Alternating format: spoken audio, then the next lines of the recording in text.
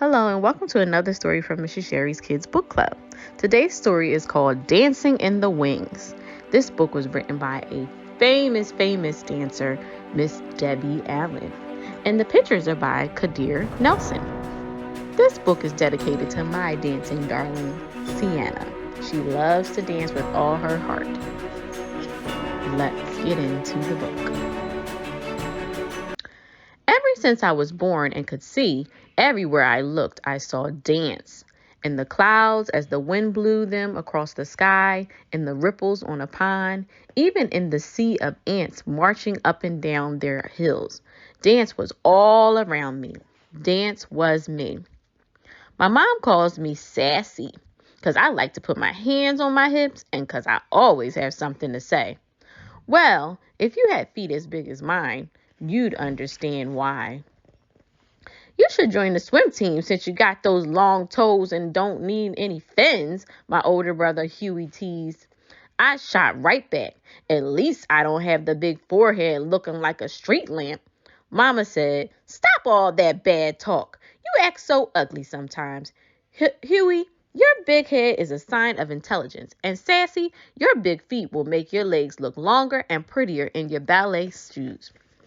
My legs were longer, all right, so long that when I went to tendu, point my toe at the bar, I tripped Miss Catherine, our teacher, who was coming down the line, looking the other way. Splat!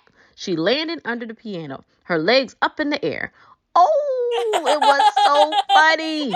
Even she had to laugh. "Sassy," she called out, "I'm going to tie orange bows on those big feet."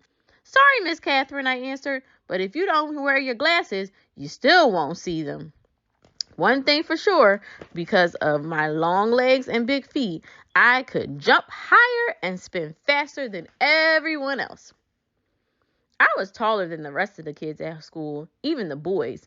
At our recitals, all the other girls got to dance solos and duets and wear pretty tutus. I was too big for the boys to pick up and too tall to be in line with the other girls. So I watched from backstage, dancing in the wings, hoping that if I just kept dancing and trying, it would be my turn to dance in the spotlight.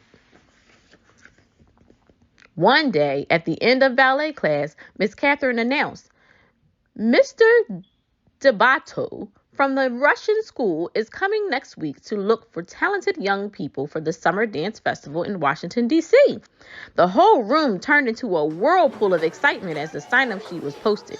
Everyone wanted to try, especially me. But as I wrote my name down, I heard two girls, Molly and Mona, giggle. Mona said, "Oh, please, she'll never make it. They said talent, not a Tyrannosaurus." My heart seemed to stand still. For once, I had nothing to say. I couldn't hide the tears I felt welling up in my eyes, so I just grabbed my dance bag and ran to the parking lot. I heard a familiar horn honk and turned to see my Uncle Red in his bright green pickup truck. Uncle Red had the whitest, tight, curly hair, smelled of cigars, and every day wore something red. A tie, a hat, a shirt, socks, maybe even his shoestrings, just something red. Why, of all days, did Mama have to send him to pick me up? Why today? I was not in the mood for his jokes or stories, but I quickly tried to dry my eyes and smile. "I got a good one for you today, Sassy. What did the banana say to the monkey? Split! Ha ha ha! Get it? Split! Banana split!" I started to cry. "Sassy, what's wrong?" he asked. I told him what had happened. "I'm just so much taller than the other dancers, Uncle Red." "Sassy," he said, "you gotta look at that as a gift. Being tall means you can see all around, so you can always find the right path to take." "No," I said, "it means I stick out like a big acne bump on someone's nose.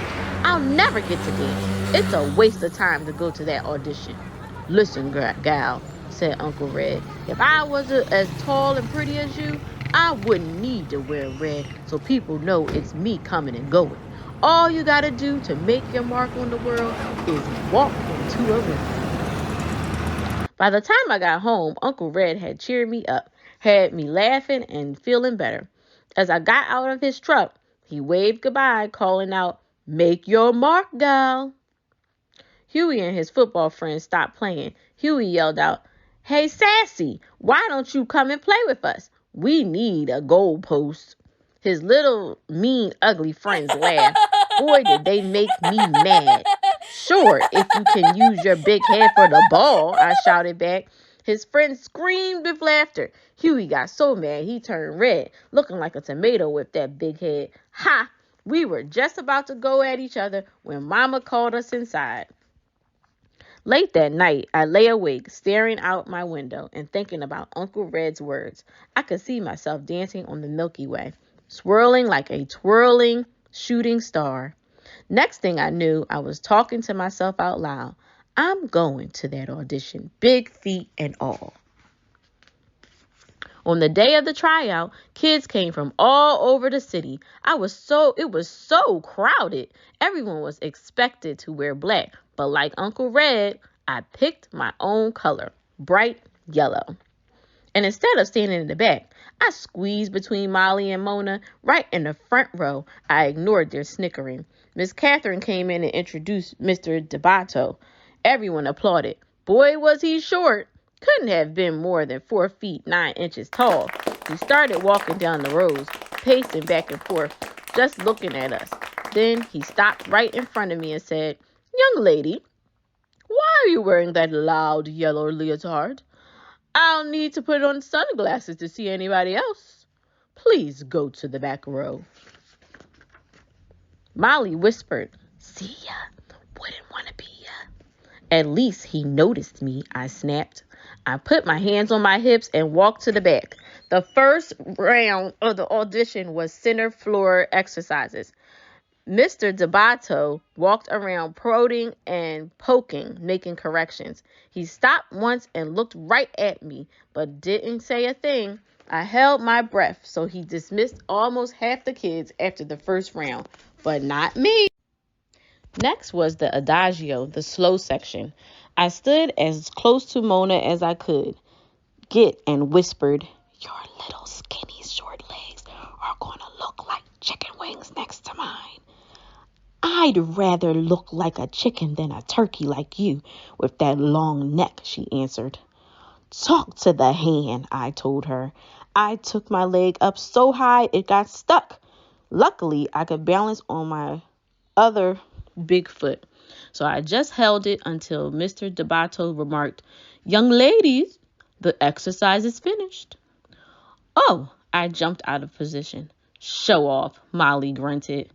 "Gobble, gobble," Mona imitated a turkey. Then came the leaps across the floor.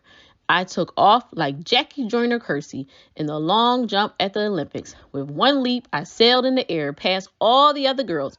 Molly and Mona watched, looking pea green with envy. When I finished, Mr. DeBato yelled, "Young lady, you must learn to dance to the music. Up on the count of 1, down on the count of 3. 3, not 5. You have the rhythm of troglodyte."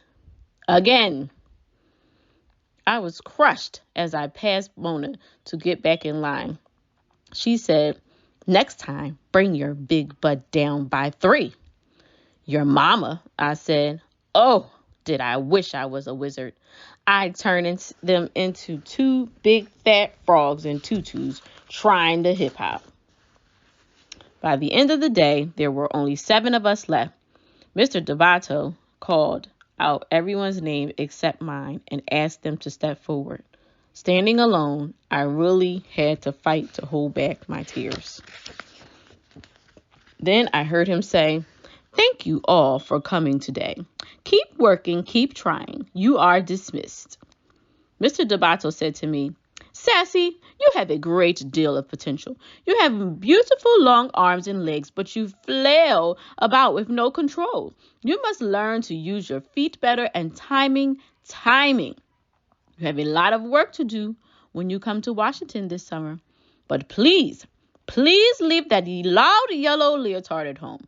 All you need do to be noticed is walk into a room." Dismissed. He walked out. Jumping and shouting, I ran to the parking lot. I made it, Mama, I made it. Guess who was there to pick me up? Mama, Uncle Red, Huey, and half of his football team piled in the back of the green truck on their way to a game. Everybody was so proud of me, even Huey. You go, Miss Bigfoot. Thank you, Mr. Bighead, I said. We all laughed.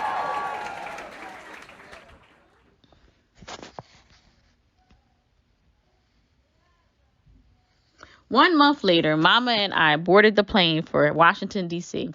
She held my hand as my heart pounded when we landed.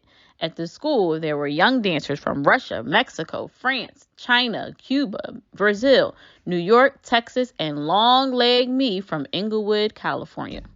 In class, the first day, Mr. Debato introduced me to his 12-year-old protege, a boy named Dwight, who was 5 feet 10 inches tall. Dwight, I think I have found you a partner. Meet Sassy. Mama was right. Being tall wasn't so bad after all, and neither was having a big head.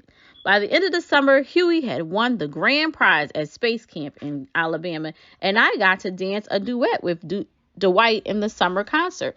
When Dwight lifted me high in the air, I felt like I was dancing on the Milky Way, me and my big feet, making my mark on the world.